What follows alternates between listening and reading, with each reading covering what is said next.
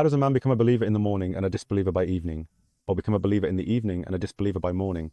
And how does he sell his religion for a fleeting gain from this world? Dear viewers, peace be upon you and God's mercy and blessings. Welcome to a new episode of the program The Call. We welcome you, and with us we also welcome our esteemed guest, the Honorable Scholar, His Eminence Sheikh, Dr. Muhammad Hassan. Peace be upon you, Sheikh. And peace be upon you, and God's mercy and blessings. May Allah bless you. In the previous episode, our dear Sheikh, you struck fear into our hearts with this alarming hadith. A man becomes a believer in the evening and a disbeliever by morning, or a believer in the morning and a disbeliever by evening, with such rapid succession. How does this happen? And what are its signs and indications? All praise is due to Allah, Lord of the worlds, and may Allah's peace, blessings and mercy be upon our Master Muhammad and upon his family and all his companions. To proceed, I ask Allah to keep us steadfast in faith until we meet him, for he is the guardian and capable of that. Amen, O Allah. This is something noticeable in our present time, in the era we are living through. Hasten to do good deeds before there come trials like pieces of a dark night. The trials are like pieces of a dark night, meaning, What does he mean by hasten to do good deeds? What kind of deeds? race to perform righteous deeds, before the trials descend upon you and destroy you. Because the trials are so dark and black that if a believer were to stretch out his hand during them, he would hardly be able to see it. O Lord, grant us safety. Hasten. To do good deeds before trials come like pieces of a dark night, in which a person stumbles about just as a blind man gropes in pitch black darkness, unless he is overtaken by the mercy of the most merciful. The compassionate, glorified and exalted is he, Allah. A man may wake up as a believer and end the day as a disbeliever, or end the day as a believer and wake up as a disbeliever, because he sells his religion for some fleeting gain of this world. How does a person sell his religion? How many there are who sell their religion? Outward appearance. Practices are for show. Perhaps someone neglects his faith for the sake of £1,000. I'm not even talking about 100,000, but for some petty, fleeting, worldly gain. And the calamity is even greater if he sells his religion for someone else's worldly gain, just to flatter someone else,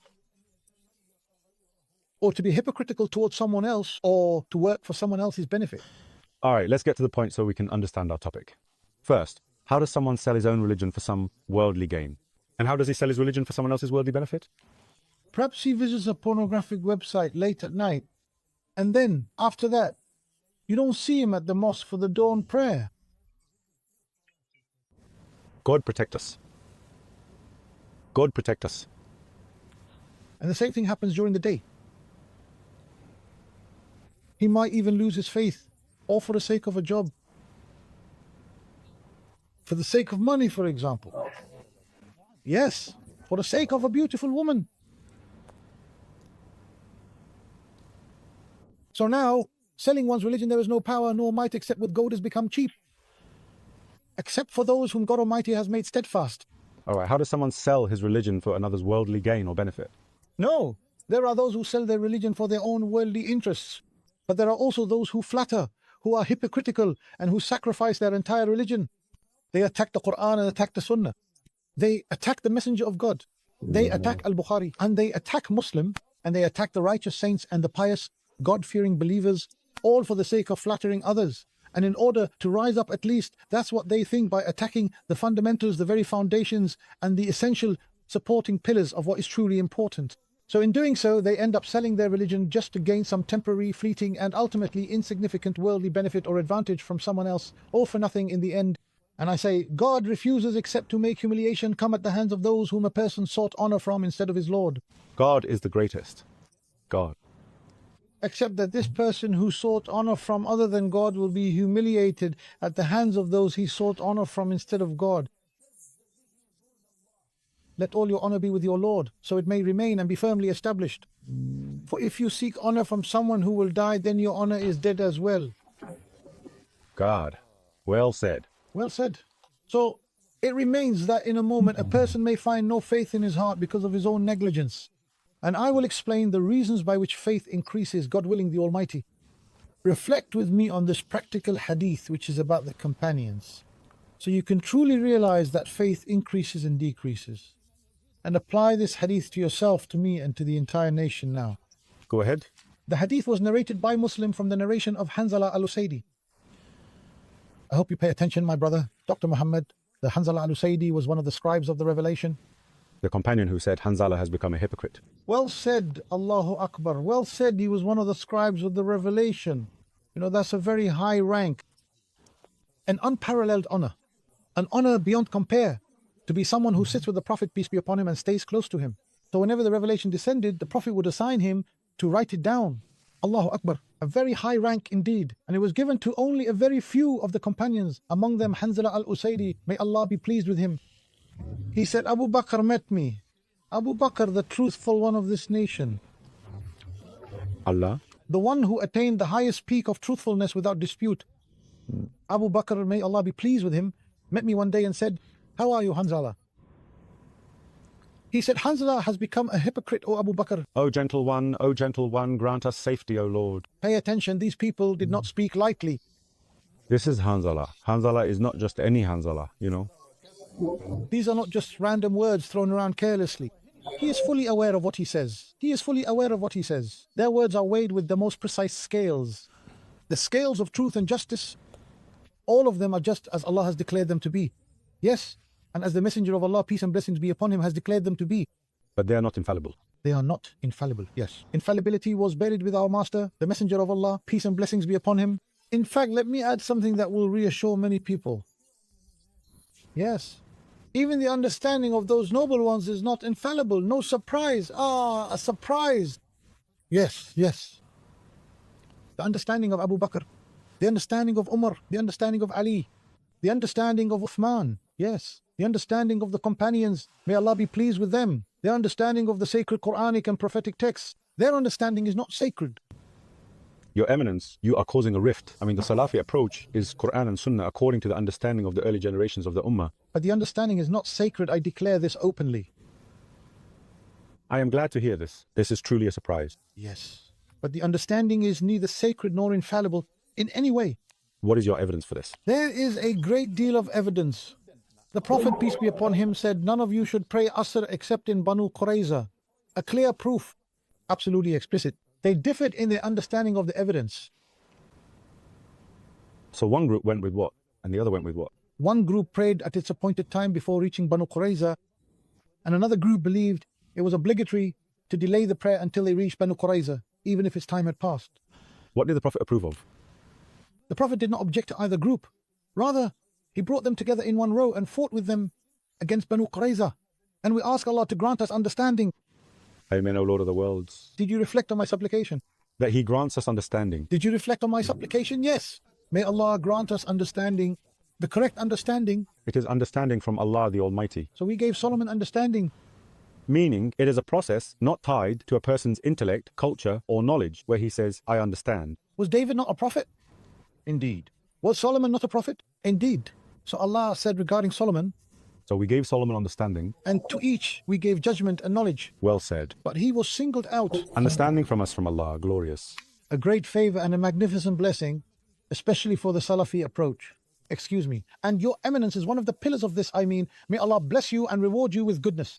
The understanding of the Qur'an and the Sunnah is linked to the understanding of the early generations of the Ummah, even though they are not infallible in their understanding. It is the best understanding of the Book of Allah and the Sunnah of the Messenger of Allah, and the closest understanding to what is correct and the closest understanding to the truth. Why is that? Because they accompanied the Messenger of Allah, peace and blessings be upon him, and witnessed the revelation. As Abdullah ibn Mas'ud said, I memorized or took 70 surahs directly from the mouth of the Messenger of Allah. 70 surahs from the chapters of the noble Qur'an, yes. And there is not a single verse in the Book of Allah that was revealed except that I know when it was revealed, where it was revealed, and regarding what it was revealed.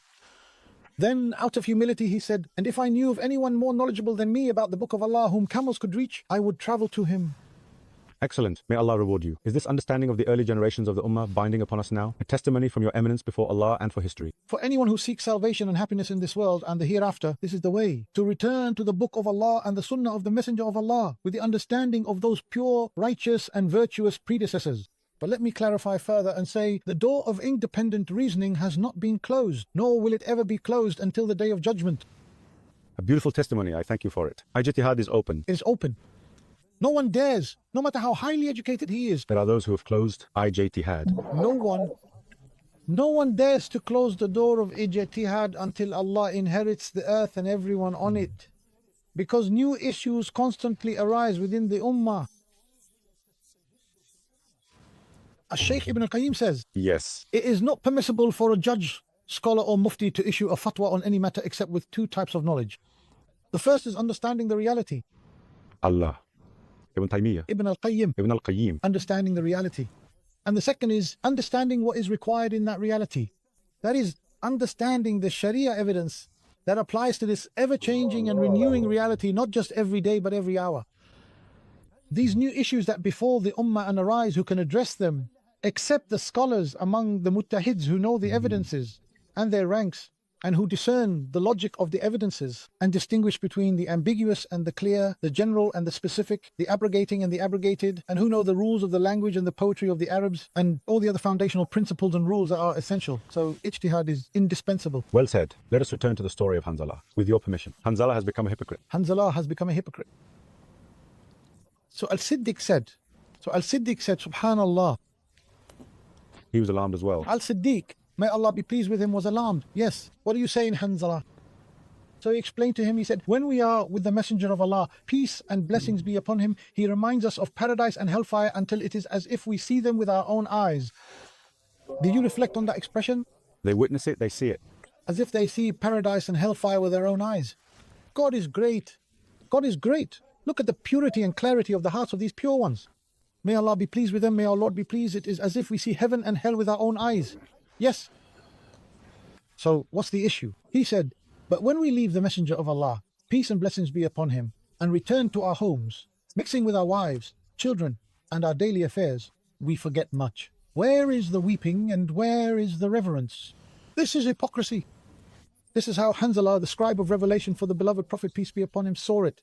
And how did Abu Bakr see it? Or how did he see his own state? We experience the same thing, O Hanzala. And we are the same now. We are like this. Allahu Akbar. Such honesty. Few among you are truly in the state, O Hanzala. So he went to our master, the Messenger of Allah, peace be upon him. To the teacher, to the nurturer, peace be upon the most noble, to the role model, to the beloved, peace be upon him, to the one about whom Allah said, he is full of kindness and mercy towards the believers, peace be upon him, and blessings, to the one who brought us out of darkness into light by the permission of his Lord, the Mighty, the Forgiving. By Allah, we have not yet truly recognized the worth of the Prophet, and I swear by Allah to that, peace be upon him. In fact, none knows the true worth of the Prophet except the Most High Lord, Allah. Because we love him. We ask Allah to unite us with you, O Lord. Ameen. O Allah, Ameen. No one knows the true worth of the Prophet except the Most High Lord. Does our love for him serve as an intercession that brings us closer to him on the Day of Judgment? Yes, yes, yes indeed. Yes, God willing. As in the hadith of Anas, may Allah be pleased with him, the Prophet, peace be upon him, used to speak to the people. And while he was speaking, a Bedouin stood up and said, O Messenger of Allah, when is the hour? He said, and what have you prepared for it? He replied, I have not prepared for it many good deeds, except that I love Allah and his Messenger, peace be upon him. So the Prophet, peace be upon him, said, a person will be with those whom he loves, Allah, peace be upon him. Anas said, by Allah, we were never as happy about anything as we were about the words of the Messenger of Allah. A person will be with those whom he loves. Then Anas said, and I love the Messenger of Allah, Abu Bakr and Umar, and I hope that Allah will gather me with them, even if I have not done deeds like theirs. And we bear witness before Allah that we love the Messenger of Allah, Abu Bakr, Umar, Uthman, Ali, and all the companions of the beloved Prophet, and we ask Allah to gather us with them because of our love for them, even if we have not done deeds like theirs. O Allah, Amen. He went to the Messenger of Allah, peace and blessings be upon him, and said, Hanzala has become a hypocrite, O Messenger of Allah. So the Prophet, peace and blessings be upon him, said, and what is that? What is that? Look at the beauty. And what is that? What are they saying? Why are you saying that? Yes. What is the reason then? What is that? He said, O Messenger of Allah, when we are with you, you remind us of paradise and hell until it is as if we see them with our own eyes, or as if we are looking at them directly. But when we leave you and return to our homes, we become preoccupied with our wives, children, and daily affairs, and we forget much of what you told us. He said, may my father, mother, heart, and soul be sacrificed for you.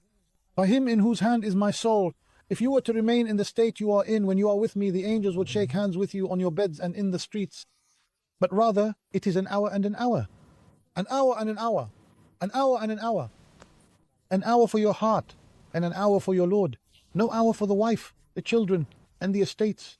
Meaning what is lawful. Meaning what is lawful in a lawful way, an hour to weep, to be humble, to show humility and supplication, not an hour of disobedience and an hour of obedience, not an hour of what is forbidden and an hour of what is lawful, not an hour for your heart and an hour for your Lord. Meaning what do you do with your heart? With remembrance, humility and awe, in a way that pleases Allah. In a way that pleases Allah. Beautiful, yes, with what is permissible, beautiful in joking with your wife, beautiful in playing with your children, beautiful in being engaged in business, in creativity at work, in productivity and giving. Beautiful, the nation needs this kind of faith, not just seclusion in the prayer niche and that's it. No. Rather, we never diminish the value of working for this world according to the standards of the Sharia. And working for the hereafter according to the standards of the Sharia. Well said, excellent. So we do not want the entire nation to turn into preachers on the pulpits. Rather, we want the entire nation to become callers to Islam, each on their own platform, each in their place of productivity and sphere of contribution, but in a way that pleases Allah. So our master Hanzala, may Allah be pleased with him, did not act hypocritically. God forbid, this is not hypocrisy. The Prophet, peace be upon him, taught him that this is not hypocrisy at all, but rather there is a time for your Lord, be humble, devote yourself, supplicate and weep, and a time for your children, your family and your work. And this is not a moment when his faith decreased, for example. God forbid, so long as we are doing these deeds, faith does not decrease, faith does not diminish, faith does not decrease. Rather, faith only decreases through sins. Well said, may Allah be pleased with you. Faith only increases through acts of obedience and only decreases through sins and slips. We will elaborate in the next episode, God willing, a piece of advice from Your Excellency as well, so that we may learn something from it for the nation and for the hereafter. My advice to myself and to my beloved nation is that faith needs to be maintained. Maintained meaning it needs to be renewed. Allahu Akbar. So that the light of faith is not dimmed, let alone its flame being completely extinguished in the heart. And my advice to the non-Muslim, come to the light of faith. If only you could taste its sweetness and know its flavor, you would truly believe in your Lord, glorified and exalted be He. What a blessing are the words that are best left unsaid. We will meet with Your Excellency in the next episode, God willing. Dear viewers, we thank you, and on your behalf we thank our esteemed guest, the Honorable Scholar, Sheikh Dr. Muhammad Hassan. Until we meet again in a new episode, we entrust you to Allah. Thank you, and may the peace, mercy and blessings of Allah be upon you. May you remain in Allah's protection.